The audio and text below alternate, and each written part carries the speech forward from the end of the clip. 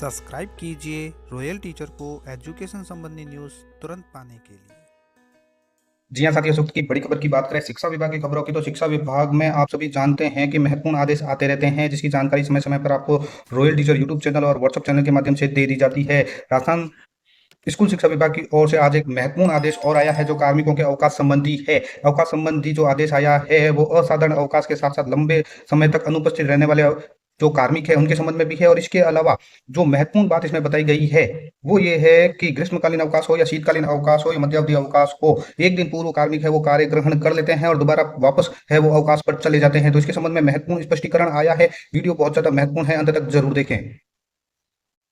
दोस्तों, ये आदेश राजस्थान स्कूल शिक्षा परिषद की ओर से जारी किया गया है। आज ही ये आदेश जारी किया गया है और साथ में इसमें बताया गया है कि प्रदेश में शिक्षा की गुणवत्ता उत्तरोत्तर वृद्धि के लिए समय समय पर शिक्षा विभाग द्वारा प्रयास किए जाते रहे हैं। शैक्षिक गुणवत्ता के लिए विद्यालयों और कार्यालयों में कार्मिकों की निरंतर उपस्थिति अनिवार्य है। यानी ये जो स्कूल शिक्षा विभाग की ओर से परिपत्र जारी किया गया है वो मुख्य रूप से उपस्थिति अनिवार्य के लिए किया गया है, विशेषकर विद्यालयों में। यहाँ पे बताया गया है कि विशेषकर विद्यालयों में शिक्षकों के स्वेच्छा से लंबे समय तक अनुपस्थित रहने से शैक्षिक गुणवत्ता पर प्रतिकूल प्रभाव पड़ता है। इसमें सुधार हेतु निदेशालय स्तर से भी कार्मिक की निरंतर उपस्थिति के संबंध में समय समय पर दिशा निर्देश जारी किए जाते रहे हैं। साथ ही वित्त विभाग की ओर से जो ये निर्देश जारी किए गए हैं, जैसे 2019 में, 20 में ये अलग अलग, और 2021 में प्रोबेशन ट्रेनी द्वारा परीक्षा काल अवधि में लिए गए असाधारण अवकाश की स्वीकृति के संबंध में स्पष्ट दिशा निर्देश जारी किए हुए हैं। यानी इनके सभी के संबंध में निर्देश जारी किए हुए हैं। लेकिन फिर भी क्या होता है कि प्रशासनिक विभाग स्तर पर स्वीकृति हेतु प्राप्त प्रकरणों के अवलोकन से यह ध्यान में आया है कि जिन कार्मिकों की अवकाश अवधि 30 दिवस से अधिक है, यानी जो कार्मिक 30 दिवस से ज्यादा के लिए अवकाश पर है,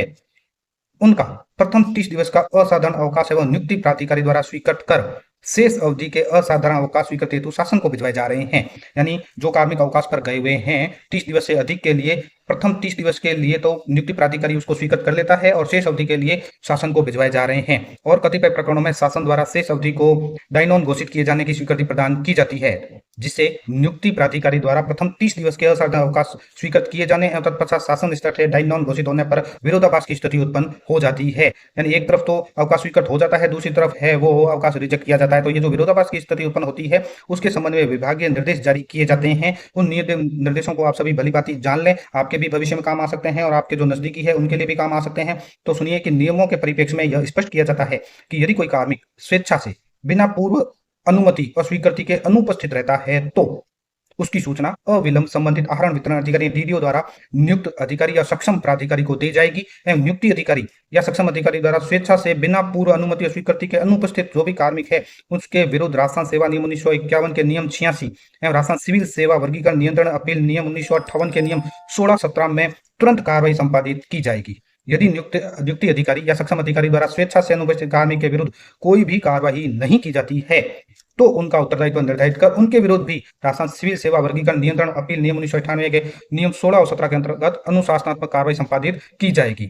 और इसके अलावा जो वित्त विभाग द्वारा जारी ज्ञापन जो विभिन्न दिनांकों को जारी किए गए हैं उनकी निरंतरता में भी यह स्पष्ट किया जाता है कि प्रोबेशन ट्रेनी जो प्रोबेशन काल में है, प्रोबेशन ट्रेनी द्वारा परीक्षा काल की अवधि में लगातार 30 दिवस से अधिक के असाधारण अवकाश लिए जाने की स्थिति में, अगर कोई प्रोबेशन ट्रेनी है उसने परीक्षा काल में जो प्रथम 2 वर्ष परीक्षा काल होता है उसमें 30 दिवस से ज्यादा असाधारण अवकाश ले लिया है, तो ऐसी स्थिति में प्रकरणों को पूर्व अवधि यानी प्रोबेशन ट्रेनी द्वारा परीक्षा काल में लिए गए संपूर्ण असाधारण अवधि को शासन की स्वीकृति हेतु प्रेषित किया जाए।